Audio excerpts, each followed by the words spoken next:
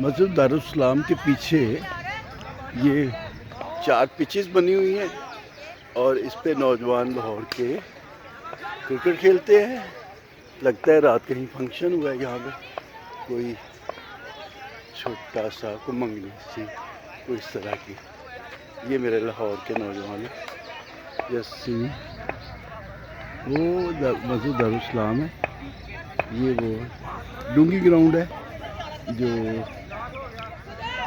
پہلی پہاڑی کے ساتھ ہی وابستہ ہے, اور اس کے ساتھ ہی ترت مراد ہیں رحمۃ اللہ علیہ. یہ ان کی بہن کے مزار کے بالکل قریب ہے. یہ ذرا یہ فاطمہ مراد کا مزار ہے.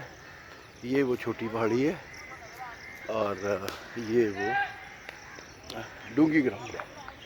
اس کا فلسفہ یہ ڈونگی گراؤنڈ جو ہے یہاں سے مٹی لی جاتی تھی اور اینٹیں بنتی تھیں, اور یہ پہاڑی بنیادی طور پہ یہ ایک اینٹوں کا بھٹا تھا, اور وہ بھٹا جو ہے اینٹوں کا وہ جب ختم کیا تو وہاں پہ موجود ملبہ ڈیبری اٹھانے کی بجائے انہوں نے اسے ہی ایک پہاڑی کی شکل دے دی